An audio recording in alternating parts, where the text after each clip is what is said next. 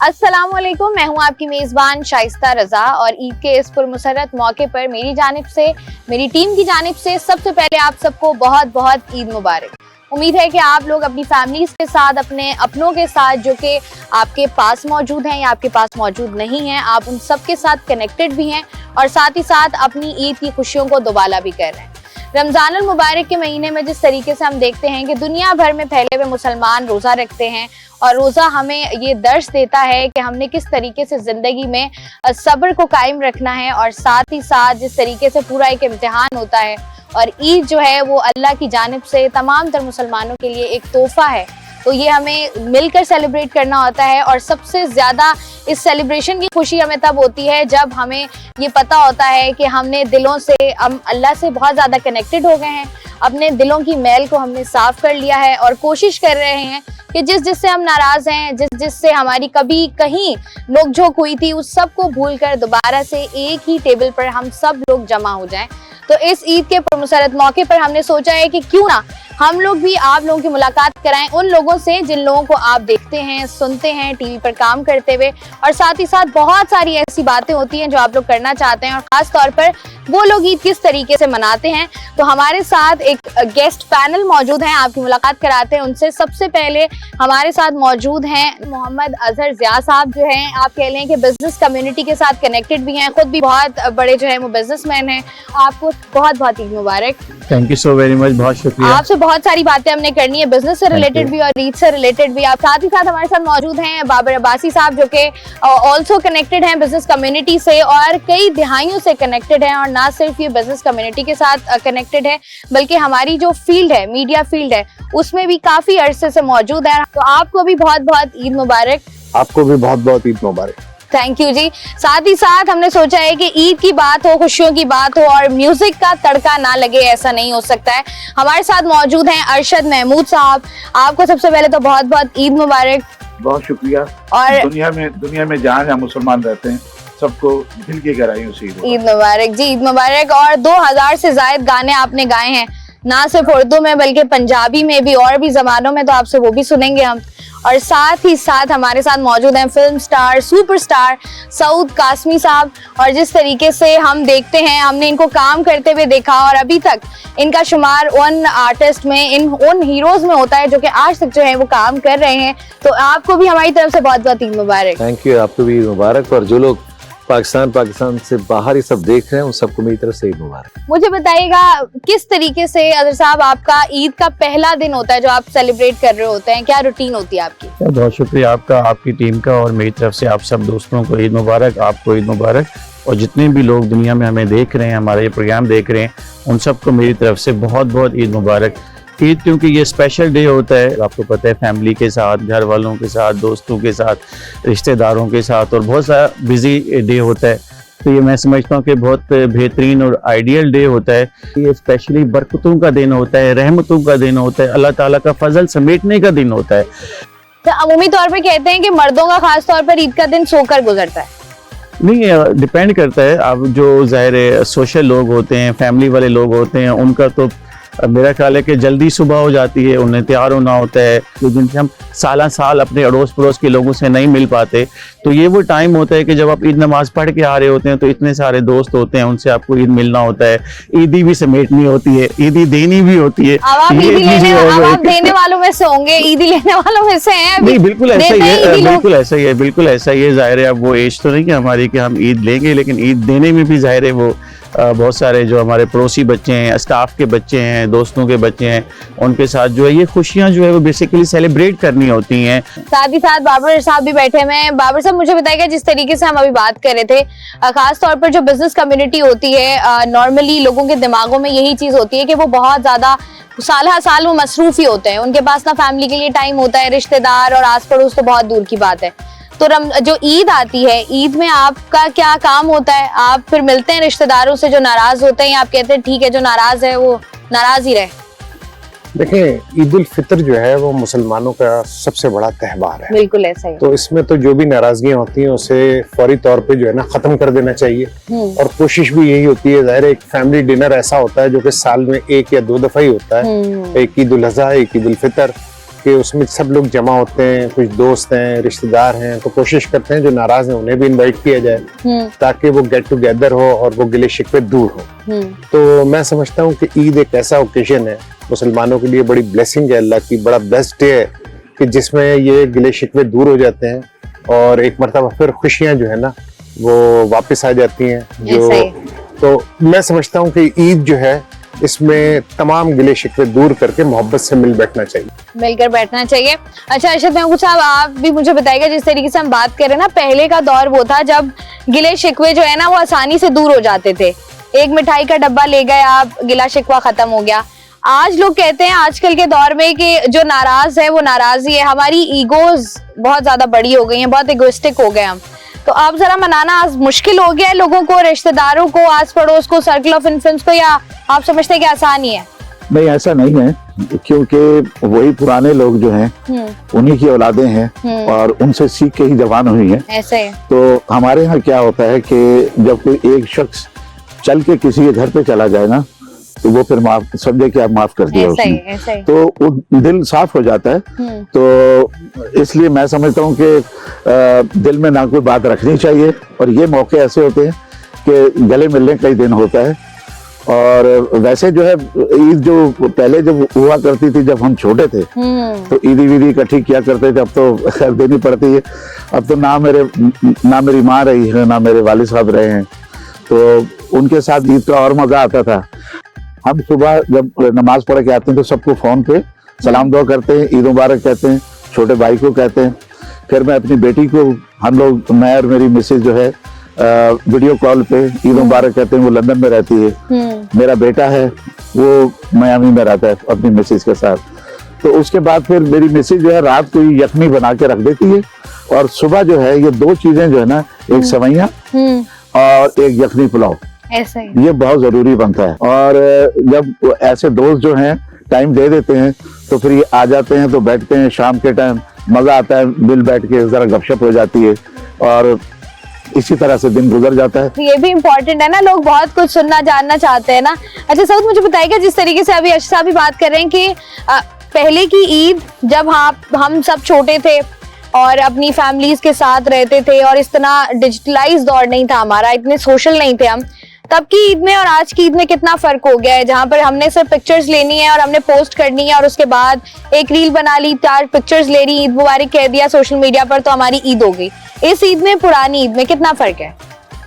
हमें इस तरह सवाल कैसा लग रहा है, सबसे पुराना मैं ही इन लोगों में से। हम सब बोले, मैंने बोला हम सब जब जी छोटे जी थे। जी मैं आपको बताता हूँ, ईद जो है ना उन लोगों के लिए बहुत बड़ी ईद है जो पूरे रोजे रखते हैं, बिल्कुल। इबादतें करते हैं, और वो उस दिन उनका दिन जो होता है ना खुशी का होता है कि उन्होंने एक बहुत बड़ा सफर तय किया ऐसा है। जिसमें अल्लाह की इबादत की और रोजे रखे और एक नेकियां की।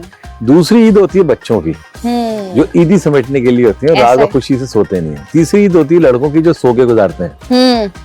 चौथी ईद होती है मियाँ बीवी की या हस्बैंड वाइफ की, जो सारे कामों में लगे रहते हैं। अब जैसे अब हमारी लाइफ स्टाइल चेंज है, हम काम वाम करते हैं और सुबह उठते हैं तो जाहिर सी बात है मैं और मेरा बेटा नमाज पढ़ने जाता है, तो जवेरिया जो है वो सवैयाँ बनाती है, और इत्तेफाक की बात है जो ये इनके यहाँ बनता है वो हमारे यहाँ बनता है बुखारी पुलाव जिसको कहते हैं, और उसके साथ साथ नमकीन गोश्त।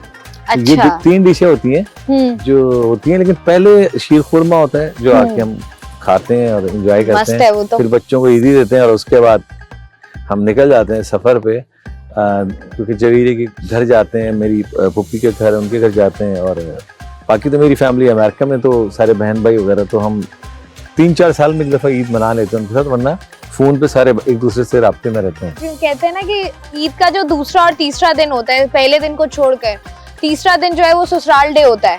आपके यहाँ ससुराल डे पहले दिन हो जाता है?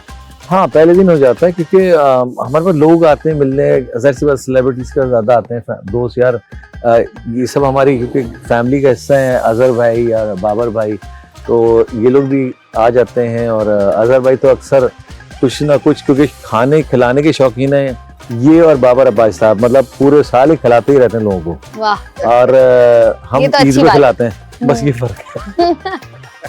आप लोगों में से कोई एक दूसरे को ईदी देता है, ईदी देता है या नहीं, बस खानों पर ही गुजारा हो जाता है? नहीं, अब वो बच्चे जो है ना उनको देनी होती है ईदी। अब हम कहाँ लेंगे ईदी, हमें सिर्फ चैनल से ईदी मिल जाती है तो हमारा दिन गुजर जाता है। यही है ना। अच्छा, जैसे हम लोग बात करें ना पहले की ईद में और आज की ईद में जो हमें बेसिक फर्क नजर आता है। पहले कौन सी बाबा, मतलब किस जमाने आज से आप कर लें, मैं आपको कह रही हूँ कोरोना से पहले की ईद कर लें, आप कोविड से पहले की ईद कर लें, ज्यादा पुराने तो पहले मुगल आजम वाले टाइम नहीं मुगल आजम नहीं 2000 की ईद कर ले हम, शुरू के अर्ली 2000 जो है ना, मैंने कहा ना कि उन्हीं की अच्छी होती है जो एंजॉय करते हैं, और ईद उनकी अच्छी होती है जो इबादत करते हैं, और ईद हम सबकी अच्छी होती है। देखिए इस दफा ईद का जो माहौल है ना थोड़ा सा सोगवार है, जो कुछ दुनिया में हो रहा है, तो अल्लाह ताला हम सबको अपने हिफ्ज़-ओ-मान में रखे। ईद जो है अब क्योंकि हम जिस खुशी से मनाते हैं, मनाना चाहते हैं, हमारे दोस्त भी हैं, अब हमारे दुश्मन भी हैं, हमारे पड़ोस में, हमारे इर्द गिर्द, और हमें एज ए यूनिटी ईद को भी सेलिब्रेट करना है, प्यार भी करना है। और इस ईद में मेरी हमेशा से लोगों से हर ईद पे एक रिक्वेस्ट होती है कि ईद की नमाज पढ़ के हम लोग सबसे पहले गले मिलते हैं अपने पड़ोस से, जो भी साथ नमाज पढ़ता है, और फिर आपस में मिलके गाड़ियों में बैठ के चले जाते हैं। लेकिन हम लोग कभी भी, जो वहां पे रेंजर्स खड़ी होती है, पुलिस हमारे लिए खड़ी होती है, अपनी ईद की नमाज छोड़ के, अपनी ईद छोड़ के हम उनसे नहीं मिलते हैं, हम सीधे गाड़ी में बैठ के चले जाते हैं। तो मेरा ये लोगों से हमेशा रिक्वेस्ट रहती है कि आप जब ईद से निकलें और वो नजर आए तो उनसे ही गले मिलें, क्योंकि वो हमारे लिए अपनी ईदें खराब करते हैं, अपने दिन खराब करते हैं। ये भी हमारे लिए बहुत इम्पोर्टेंट एक चीज है कि हम सबको अपनी सेलिब्रेशन के साथ उनको भी साथ लेके चलना चाहिए। बिल्कुल ऐसा ही है, जिस तरीके से हम लोग देख रहे होते हैं जितनी खुशी ईद की इस वक्त अरशद भाई को देख रही होंगी आपके, माशाल्लाह सबसे ज्यादा खुश यही है। सबसे ज्यादा खुश अल्हम्दुलिल्लाह अल्हम्दुलिल्लाह। अरशद साहब सबसे ज्यादा खुशी किस बात की आपको? खुशी इस बात की कि पहले जब बच्चे छोटे थे तो हम बच्चों को ईदी दिया करते थे। अब बेटा हमारा माशाल्लाह वो मुझे भी ईदी भेजता है और अपनी माँ को भी ईदी भेजता है। और मुझे याद है मेरे दोस्तों में एक मेरे दोस्त हैं बहुत प्यारे, वो मुझे हर साल ईद पे मुझे गिफ्ट भेजते हैं, और मैं उनका नाम लेना बहुत जरूरी समझता हूँ। हाजी अमान मेमन साहब जो हैं वो इनके भी दोस्त हैं, सबके दोस्त हैं, बहुत अच्छे प्यारे हमारे दोस्त हैं। वो हर साल मुझे ईदी भेजते हैं और मैं इनको याद मोहब्बतों में याद इतनी ज्यादा ईदियों की बात हो रही है ना, मुझे लग रहा है कि आप लोग मुझे दे देंगे ईदी, क्योंकि अगर हम देखा जाए सबसे छोटी मैं हूँ, अगर आप लोग माइंड ना करें तो मुझे दे देंगे आप लोग जाते हुए ईदी, या जी, नहीं जी, मैं इनकार ही समझूं? जी जी जी नहीं नहीं, साढ़े वाले भाई समझो जो ताड़े वाला इनकार ही है। नहीं, मैं डायरेक्टर साहब हूँ। खामोशी तारी हो गई ना सब पे, किसी ने नहीं बोला। नहीं, ले ले। मैं बोल रहा हूँ, बंदा बोल देता है, मैं इनकी तरफ से बोल रहा हूँ, सबकी तरफ से आपने बोल दिया। अच्छा, मैं वैसे आपको शायस्ता बताऊं कि हमारा अरशद भाई के साथ जो है वो बहुत पुराना ताल्लुक है, काफी टाइम से 2005 से जो है वो हम इनके बड़े फैन भी रहे हैं, अभी भी इनके फैन है। इनके गाने ज़ाहिर है पूरी दुनिया सुनती है, जहाँ अड़ोस पड़ोस में सब बड़ा एंजॉय करते हैं। और कोई भी आपका इवेंट हो शादी का तो अरशद भाई के गाने उसमें जो है वो फंक्शन में जरूर प्ले होते हैं। तो हमें मोहब्बत है, तो हमने अरशद भाई का वो टाइम भी देखा है कि अरशद भाई आ रहे हैं, अरशद भाई की परफॉर्मेंस है, और इनकी परफॉर्मेंस उनकी वजह से दुआएं लगती थी, इतना हिट हो जाती थी परफॉर्मेंस। आपका कनेक्शन बन जाता है ना, जब आप इमोशनली कनेक्ट हो जाते हो, लोगों को पता होता है कि अच्छा हम इनका ख्याल कर रहे हैं, ये हमारा ख्याल कर रहे हैं, तो हमने भी कहीं ना कहीं इनका ख्याल करना है। तो वहाँ पर जो चलिए सर है एक दूसरे का, आप मेरा कह रहे हैं, मैं आपका ख्याल करूंगी इसी तरीके से। आज मुझे ईदी में जाती दिख रही है। आपको मिली है कभी ईदी कोई लिफाफा इनका? आप लोगों में से तीनों में से किसी को मुझे मिला है इनका लिफाफा। ये 2-3 साल पहले की बात है, जब इन्होंने एक कमर्शियल करवाया था मुझसे, तो वो ईद की ईदी वो पूरा लिफाफा इन्होंने कहा था ये पेमेंट भी है और इसको आप ईदी का नाम भी दे दें। इन्होंने 2 काज किए थे। इन्होंने कहा ये पेमेंट है। मैंने बहुत ईदियां ली हैं। मैंने कहा कि ये एक्चुअली मेरे भाई ने, लेकिन इसको ईदी समझ के रख लें। मेरे बड़े भाई के दोस्त थे न्यूयॉर्क में, और वो मेमन थे, उन्होंने मेरे भाई से $500 उधार लिए थे। अच्छा, 1-1.5 हफ्ते तक वो मांगते रहे, उन्होंने नहीं दिए, तो सामने से वो सबवे से जा रहे थे तो सामने काला आ गया, तो काले ने कहा छुरी निकाल के कि पैसे दो, तो मेरे भाई को उसने मेमन ने पैसे निकाल के बोला ये मेरा तेरा हिसाब पूरा हो गया। तो इधर भी यही हालात है। कि बस ये पेमेंट भी है और ये लिफाफा भी है, आप पकड़े और ईद की खुशियों को जो है वो दुबाला करें। ये तो वो जो छोटे छोटे मोमेंट्स होते हैं जो आप कह लें कि हमारी ईद की कोर मेमोरीज हैं कि ईद ही लेना ईद ही देना, बस अगर किसी ने कह ही दिया तो मतलब आप समझ लें कि आपको मिल गई है। ईद की खुशियों को मजीद दुबाला करेंगे यहाँ पर वक्त, तो एक छोटी सी ब्रेक हमारे साथ रहिए। वेलकम बैक जी, हमारी जानिब से एक दफा फिर से आप सबको बहुत बहुत ईद मुबारक। हमारे साथ हमारा गेस्ट पैनल मौजूद है जिनसे हम डिस्कशन कर रहे हैं ईद के हवाले से, ईद की कोर मेमोरीज जो हमारी हैं उनको डिस्कस कर रहे हैं। सऊद, मुझे ये बताइएगा कि आपने इतना अरसा फिल्म इंडस्ट्री में गुजारा है और हमने देखा है कि पूरी इंडस्ट्री में समझा जाता है कि सबसे आइडियल मोमेंट वो होता है फिल्म रिलीज करने का जब ईद हो, क्योंकि ईद के मौके पर लोगों को एक एंटरटेनमेंट चाहिए होती है, लोग बाहर निकलते हैं। ईद के हवाले से कोई फिल्म की हो, कोई मेमोरी हो आपकी, वो जरा शेयर करें हमारे साथ। मैंने 150 से ज्यादा फिल्म्स की हैं, तो मेमोरीज तो बहुत सारी हैं, तो 2 शो करने पड़ जाएंगे आपको। लेकिन ये जरूर है कि ईद पे जो फिल्म का एक मेला होता था, तकरीबन 3 पंजाबी फिल्में, 4 पश्तो फिल्में, 5 उर्दू फिल्में, कुछ 12-14 फिल्में एक दिन में रिलीज होती ऐसा है। अब तो एक साल में एक होती है। तो उस वक्त का टाइम बहुत टफ होता था, कंपटीशन बहुत हार्ड था, बहुत सारे, क्योंकि हम लोग काम करते थे और उसमें हमें उसमें से निकलना होता था। तो एक ये टेंशन भी होती थी, खुशी भी होती थी। खुशी होती थी लग रही है, लेकिन टेंशन होती थी कि चलनी चाहिए, क्योंकि हमारी जो इंडस्ट्री का स्टाइल था वो हर जगह यही सेम ही होता है। जब फिल्म का रिजल्ट आता है शाम को, तो सारे ना दूर से सलाम करना शुरू करते हैं, हाँ भाई क्या हाल है, मुबारक मुबारक, ये वो। और अगर फिल्म हल्की हो ना तो कहते हैं यार पता नहीं क्या हुआ, आज बारिश हो गई शायद इसलिए नहीं आए लोग। वो ना एक एक्सक्यूजेस बताते हैं, हम समझ जाते हैं फिल्म लेट गई। और इसलिए एक्सपीरियंस जो है ना, हमारा हर फ्राइडे फिल्म लगती थी। तो हमारे हर फ्राइडे हमें ऐसा लगता था एक फिल्म लगानी है, एक फिल्म लगानी है। तो 2, 3, 4, 5 फिल्म हर फ्राइडे को लगती थी। तो साल में अराउंड 150 मूवीज लगती थी साल में।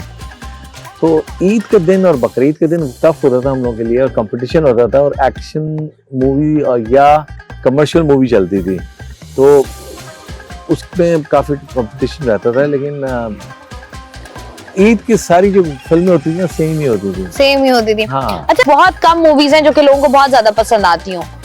अब के लोगों का क्या मसला ऐसा हो गया कि उनको मूवीज या मूवीज डायरेक्टर उस तरीके से नहीं बना रहे हैं, या लोगों को उस तरीके से लोगों की को समझ नहीं पा रहे हैं कि वो किस तरह की चीज देखना चाहते हैं। प्रॉब्लम कहाँ आ रही है? एक तो ये कि फिल्म जो भी चैनल रिलीज करते हैं ना, उस चैनल पे हिट होती है।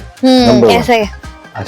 अच्छा दूसरी चीज ये है कि जब तक फिल्म के लोग फिल्म नहीं बनाएंगे, देखिए आतिफ असलम, अली जफर, राहत फतेह, ये लोग सिंगर्स हैं, तो ये बहुत अच्छा गाना गाते हैं। लेकिन जब वो ड्रामा या फिल्म करते हैं तो उनकी वो पजीराई नहीं होती। मतलब जब वो गाना आते हैं तो उनके कॉन्सर्ट सोल्ड आउट होते हैं। इसी तरह स्टेज ड्रामे में जैसे शकील सिद्दीकी साहब हैं, उमर शरीफ मरहूम थे, और ये बहुत सारे स्टार कास्ट होती है, उनका मीडियम वो है म्यूजिक, फिल्म, टीवी। जो टीवी के स्टार हैं वो टीवी के हैं, लेकिन फिल्म का स्टार अलग होता है, उसकी फिल्म होनी चाहिए।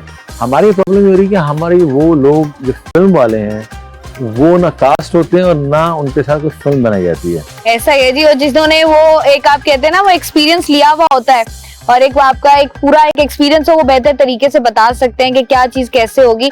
अच्छा अर्शी साहब, जैसे अभी बात कर रहे थे अजहर साहब कि आप ईद आती थी और ईद के पहले दिन, दूसरे दिन, तीसरे दिन आप बुक होते थे। अभी भी कल से आपकी चीजें वगैरह शुरू हो जाएंगी। तो क्लियर करते हैं गानों के लिए सर तो मुझे अर्शद साहब ये बताइएगा, कभी ऐसा हुआ बेगम से लड़ाई हो गई हो आपकी कि ईद का दिन है, वो भी आप मसरूफ हैं, ऐसे नहीं चलेगा? नहीं, बेगम के साथ तो नोक-झोंक तो वैसे ही चलती है, जहाँ प्यार होता है वहाँ जाहिर है फूल आपको वहीं से अच्छा मिलेगा जहाँ से कांटे की चुभन महसूस होगी।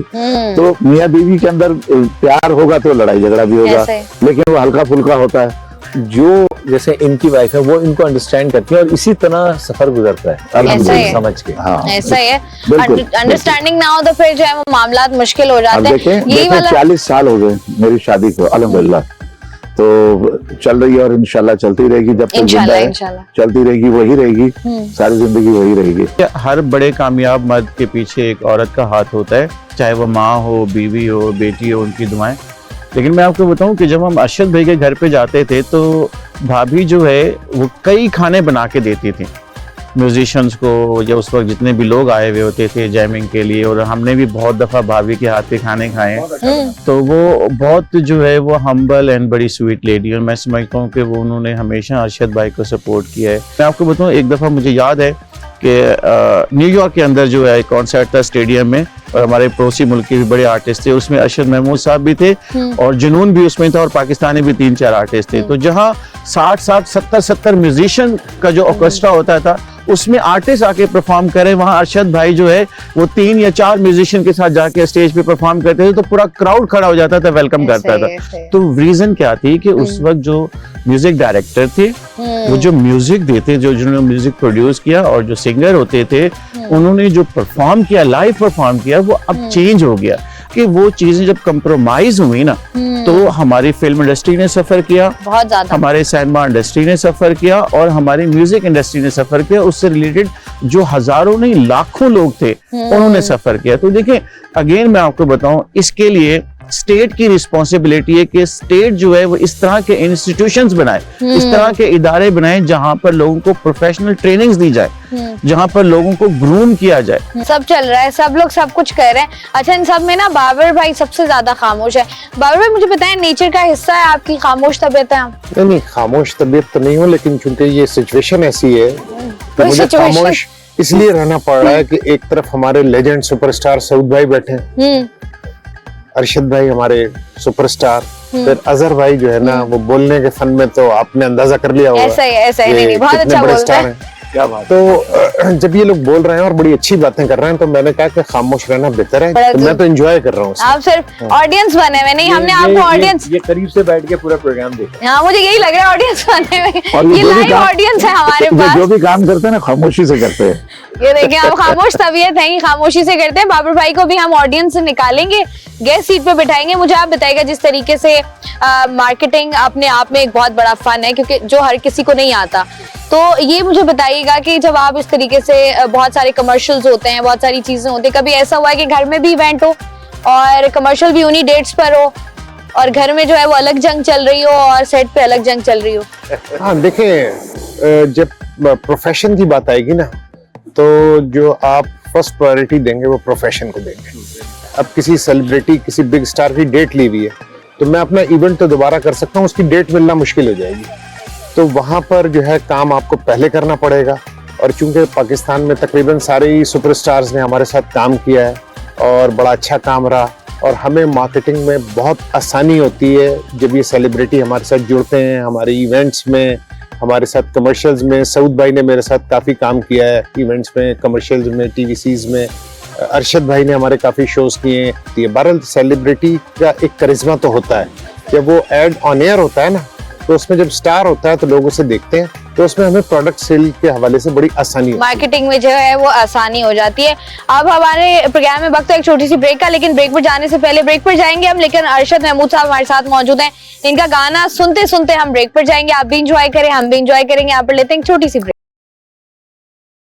वेलकम बैक जी, हमारी जानिब से, हमारी टीम की जानिब से आप सबको एक दफा फिर से बहुत बहुत ईद मुबारक। हमें यकीन है कि आप जहां कहीं भी हैं अपने घर वालों के साथ ईद मना रहे हैं, और साथ ही साथ उन लोगों को बिल्कुल नहीं भूल रहे जो कि आपके इर्द गिर्द मौजूद हैं, क्योंकि हमेशा ऐसा ही होता है कि हम लोग भी ये बात करते हैं और हमारे इर्द गिर्द बहुत सारे लोग हैं जो कि यही बात कर रहे होते हैं, लेकिन अनफॉर्चुनेटली ये सिर्फ बातों की हद तक रह जाता है। हमारे बहुत सारे ऐसे लोग हैं जिनको हमारी जरूरत है, और हमारे इर्द गिर्द हैं जो कि सफेद पोश लोग हैं, जो कि अपने मुंह से नहीं बोलते हैं।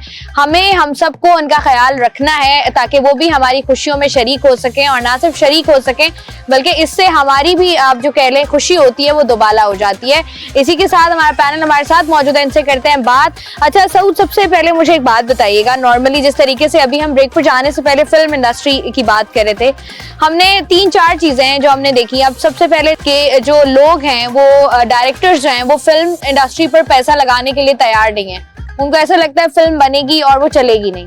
तो आपको क्या लगता है कि ये डर खौफ मौजूद है अभी भी, या अगर हम फिल्म इंडस्ट्री की बात करें तो हमें अभी और कितना टाइम लगेगा दोबारा से स्टेबल होने में? एक्चुअली जो प्रोड्यूसर्स हैं, जाहिर सी बात है, जैसे हमारे फिल्म जब रिलीज होती थी, अगर हमारी फिल्म फ्राइडे को हिट होती थी तो संडे को हमारी 5 से 6 या 7 या 8 ओपनिंग्स होती थी फिल्म्स की, जिसमें से 3-4 बनती थी, बाकी नहीं बनती थी। तो ये कंफर्मेशन होती थी कि फिल्म बहुत अच्छी गई है। अभी पोजीशन ये कि फिल्म अगर अच्छी जाती है, फर्ज करेंगे कि मैंने एक फिल्म बनाई उसको बहुत अच्छी गई, तो जाहिर सी बात है मेरा हौसला बढ़ेगा, तो मैं दूसरी फिल्म फौरन शुरू करूंगा। तो अभी हमारी जो इशू आ रहा है कि हम फिल्म्स कम बना रहे हैं। हम कोई 4 महीने में एक फिल्म आ जाती है, कोई फिर 4 महीने बाद आती है, फिर एक ईद पे आ जाती है 2-3 फिल्में, फिर 2-3 फिल्में बकरीद पे आ जाती हैं। तो कंटिन्यू जो फिल्म बननी चाहिए वो नहीं बन रही, लोग आ नहीं रहे। तो मकसद कहने की कि हमारे पास अभी स्क्रीन्स जो हैं वो कम है। स्क्रीन बढ़ेंगे तो काम बढ़ेगा, बिजनेस आएगा। लोगों को भी चाहिए कि फिल्म आए, देखें, एंजॉय करें। एक एंटरटेनमेंट है, एंटरटेनमेंट के लिए आपको जाना पड़ता है। लेकिन अब क्योंकि हम इतने लेजी हो गए कि घर में बैठ के इतनी ऑप्शंस मिल गई हमें कि हमें अब ये सोचते हैं कि यार उधर जाके पैसे खर्च करने से अच्छा है घर पे खाना अच्छा सा मंगाते हैं, एक अच्छी सी डाइनिंग करते हैं या बैठ के चाय पीते हैं, अच्छी सी फिल्म देख लेते हैं। तो ये एक फर्क बहुत बड़ा आ गया है। अच्छा, आपको नहीं लगता कि जिस तरीके से हम देखते हैं एक्सपेरिमेंट्स कम हो गए? अब जिस तरीके से हमने जो पेयरिंग देख ली, जैसे हम पहले अजहर साहब भी बात कर रहे थे कि जब सऊद साहब स्क्रीन पर आते थे तो पता चलता था कि हम कोई मूवी देख रहे हैं। पहले जमाने में हम देखते थे मोहम्मद राना, रेशम, बहुत सारे, हम शान, हम उनको देखते थे, हम इंजॉय करते थे कि अच्छा ये सब कुछ हो रहा है और हम एक मूवी देखने आए हुए हैं। अभी ऐसा हो गया है कि बस हमें 5-6 लोग हैं, वही हमें सर्किल में घूमकर आ रहे हैं और वही हमें नजर आ रहे हैं स्क्रीन पर। और वही वाली जो बात पहले इन्होंने की थी कि वही ड्रामा के लोग हैं जो फिल्म्स भी कर रहे हैं, तो वो ड्रामा फिल्म्स में हम फर्क नहीं कर पा रहे क्योंकि हमारी कहानियां भी कुछ खास एक्सपेरिमेंटल नहीं है, वही सास बहू सागा या प्यार मोहब्बत सागा है। तो ये आपको नहीं लगता कि यहाँ पर थोड़ा सा है प्रॉब्लम?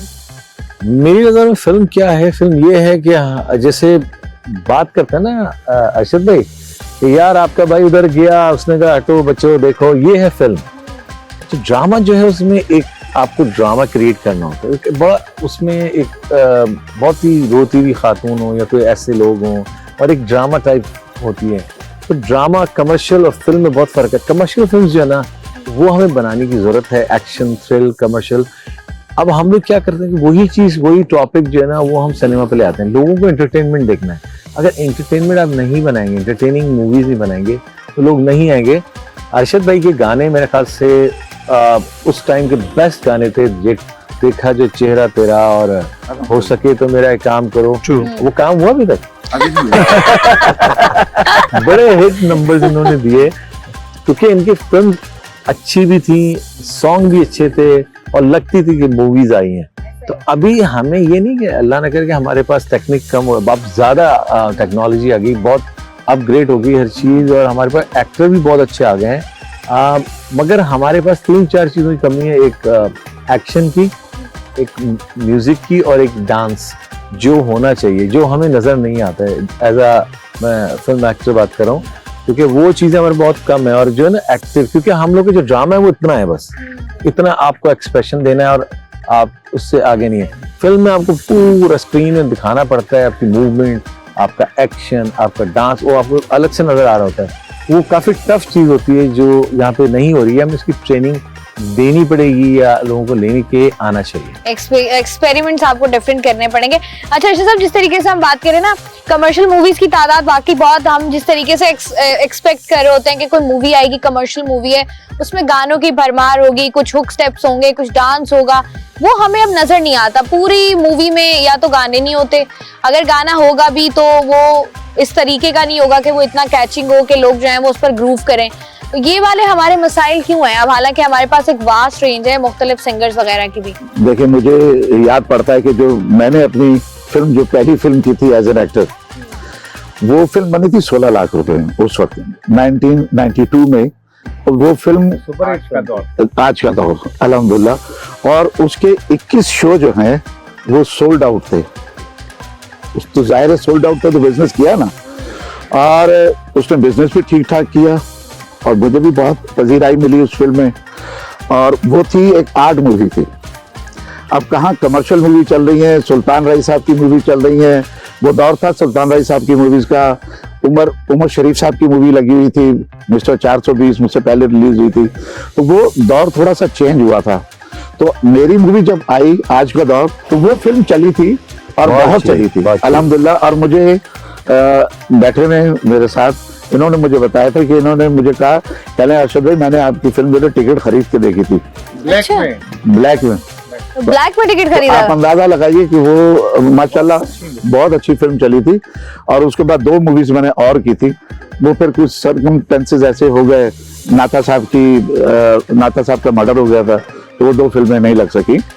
तो मैं समझता हूँ कि कमर्शियल फिल्में जो है ना, उनके साथ साथ अगर आप आर्ट मूवी देते हैं, उसका सब्जेक्ट अच्छा होना चाहिए, लोग देखना चाहते हैं, ऐसा ही है। मासेस का काम होना चाहिए, आम फिल्म बात होनी चाहिए। और अरशद भाई नाथा साहब के सिनेमा पे जब लगी हुई थी तो आप आए थे फिल्म में। हाँ। तो वो जब इंटरवल हुआ तो लोगों को पता चल गया आप आए हुए थे, मैं वहाँ मौजूद था, तो आपको वहाँ से निकालना मुश्किल हो गया था, इतनी पब्लिक थी। ऐसा ही है। तो वो आप दौर तब था। जानते थे, तब आप दोस्त थे इनके? नहीं, मैं अरशद भाई को जानता तो था, लेकिन इतनी दोस्ती नहीं थी। ये तो बहुत ही पुरानी बात है ना, 92 की। लेकिन जब वो उधर सिनेमा में जब इंटरवल हुआ तो पता चल गया था कि अरशद भाई ऑफिस में बैठे हुए हैं। तो इस कदर पब्लिक आ गई कि इनको वहां से निकालना मुश्किल हो गया था। लेकिन आपको मैं एक बात इनकी बता दूं, इनके बारे में तो आपको इल्म होगा कि ये बहुत अच्छा गाते हैं, और इनके बारे में मैं बता दूं कि ये बहुत अच्छा गाते हैं। और उस वक्त मेरा नया नया गाना आया था, फिल्म घूंघट आई थी, और उसमें गाना हिट हुआ था, देखा जो चेहरा तेरा मौसम भी प्यारा लगा। ये आपको सुनाएंगे, हो सके तो मेरा तो सुना देंगे सर, प्लीज। सऊद भाई तो चैंपियन हाँ ना, इनकी रियाजत इतनी है माशाल्लाह। भाई मैं रियाजत भी करता हूँ, सियासत भी करता हूँ, सारे काम करता हूँ। ये जब वाशिंगटन डीसी में थे उस वक्त से गा रहे हैं। अच्छा, हाँ। तो आपने क्यों नहीं फिर सिंगिंग को अपना प्रोफेशन बनाया? सिंगिंग करते एक ही में ही गा सकता था, तो ये गाते हैं। हाँ, आपने कहा प्लीज तुम गा सऊद भाई के घर में जब भी कोई डिनर होता है, सऊद भाई के घर में जब भी कोई डिनर होता है तो फिर हम सऊद भाई से बहुत सारे गाने सुनते हैं, और ये बाकायदा बड़े सुरीले सिंगर हैं। प्लीज अरशद भाई और दोनों हमारी भाभी भी माशाल्लाह बहुत हाँ। अच्छी गाती हैं। ऐसे गा दें प्लीज। फिर इसलिए कि हमारे गाना सुन के जाओ। दरवाजे बंद करके डिनर रखते हैं कि अब सुनना पड़ेगा। दो सुनना पड़ेगा। जुमले प्लीज जरा गा दें। अच्छा अरशद भाई, देखिए। इजाज़त सर आपसे। सर मोहब्बत दिल तो पहली नजर में तुम्हारा हुआ, तुम हो जीते हुए क्या बात और मैं हारा हुआ, मेरे जज्बात का एहतराम बहुत आला। करो, आज का एक पहर मेरे नाम करो, हो सके तो मेरा एक काम करो, शाम का एक पहर इनके नाम करो, हो सके तो। अच्छा, ये आपने लिटरली अपने और ये दौर के अपने जब भी किसी ऑफिस में जाते हैं जाके यही बोलते हैं कि हो सके तो मेरा काम करो। हाँ, वो भी बता रहे थे ना कि आज तक नहीं हुआ। ये अपने दौर के और अभी भी हम सुनते हैं, एवरग्रीन सॉन्ग्स हैं और इतने फेमस कि वो कहते हैं ना कि कभी कभी एक गाना आता है और वो आपकी पहचान बन जाता है। जिस तरीके से आपने भी बताया कि नहीं, आपकी जब ये मूवी गाना हिट हुआ था ना, हो सके तो अरशद भाई के पास उस जमाने में सोशल मीडिया तो इतना नहीं था, ऐसा है। तो खतूत आते थे, वो लड़कियां ये पूछती थी आपका काम क्या है। ये तो ये हाँ, अब बताएं सर आपका काम आप क्या है। प्लीज बता दें फिर। आज बिल्कुल आज सही ये हूँ। खुलासा भी हमारे मैं प्रोग्राम में आपको कर बता ही रहा हूँ, दें। इस गाने की वजह से कई लोगों की शादियां हुई हैं। अच्छा, जी हाँ, मैं सही बता रहा हूँ, मुझे खतूत आते थे। एक साहब का खत आया मुल्तान से, और उनके खत के साथ इतना बड़ा टोकरा भी आया था मिठाई का, और वो हमारे दोस्त हैं प्रोग्राम मैनेजर के पीए, उनके पास, क्योंकि ऐसा कोई एड्रेस होता नहीं था, गरीब आदमी थे, तो वो वहाँ पे सीधा जो है टोकरा भी आया और खत भी आया।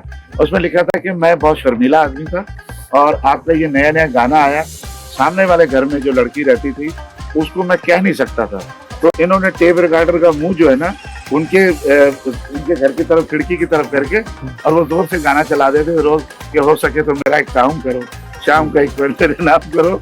तो कहते अब मेरी शादी हो चुकी है, तो मैं मुंह मीठा करने के लिए आपको मिठाई आपका बहुत बहुत शुक्रिया कि आपने जो है वो मेरी शादी करा अच्छा, दी। इनके ये गाना पहले आया था, फिर दूसरा आया था देखा जो चेहरा नहीं, था। पहला देखा जो चेहरा तेरा, और उसके बाद अगले साल ही दूसरी फिल्म आ गई थी, दुपट्टा जल रहा है, अच्छा, उसका गाना था हो सके तो मेरा काम। ठीक हो गया जी, इस पर भी हम मजीद बात करेंगे क्योंकि जितना फेमस गाना है इस पर जल्दी बात हो नहीं सकती। आप वक्त एक छोटी सी ब्रेक का हमारे साथ रहिए।